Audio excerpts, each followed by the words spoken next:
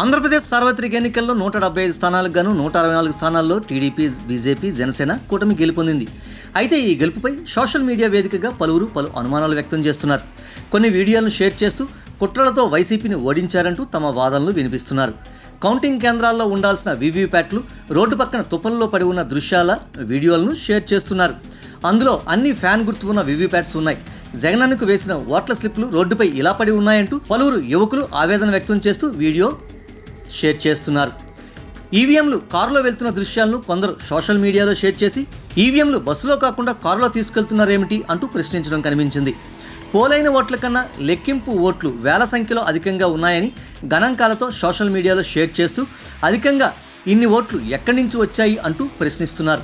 అందుకుగాను నారా లోకేష్ పోటీ చేసి గెలిచిన మంగళగిరి నియోజకవర్గంలో పోలైన ఓట్ల కన్నా 26,440 ఓట్లు పూర్తి లెక్కింపు తర్వాత అధికంగా ఎలా వచ్చాయని ప్రశ్నిస్తున్నారు. కూటమి గెలిచిన అన్ని స్థానాల్లో ఇంత తేడా ఎలా సాధ్యమవుతోందని అనుమానాలు వ్యక్తం చేస్తున్నారు. ఈవీఎంలు ట్యాంపరింగ్ చేశారని పలువురు ఆరోపిస్తున్నారు. వైసీపీ అభ్యర్థులు కోర్టుకు వెళ్లాలని సోషల్ మీడియా వేదికగా సూచిస్తున్నారు. పోలింగ్ అనంతరం నారా చంద్రబాబు నాయుడు, నారా లోకేష్, పవన్ కళ్యాణ్ ఎక్కడికి వెళ్లారో చెప్పగలరా అంటూ ప్రశ్నిస్తూ వారి పర్యటన రహస్యంగా సాగడంపై పలు అనుమానాలను వ్యక్తం చేస్తున్నారు.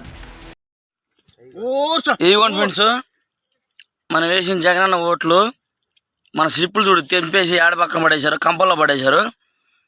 అందరు గమనించండి. ఏంది ఇవన్నీ మనం జగనన్నకి వేసిన ఓట్లు స్లిప్స్ ఇవి. అవిగో మొత్తం మినిమం 50-60 వేల ఓట్లు మొత్తం ఇవన్నీ ఉన్నాయి. అందరు గమనించుకోండి. మనకి ఎంత అన్యాయం జరిగింది చూడండి. అసలు ఇగో ఈవీఎంలు కట్టే మిషన్లు, దాని గుర్తులు ఇదిగోండి. కట్టలు తెంచేసి బయట పడేశారు. మనం ఓడిపోవడానికి కారణం ఇదేను.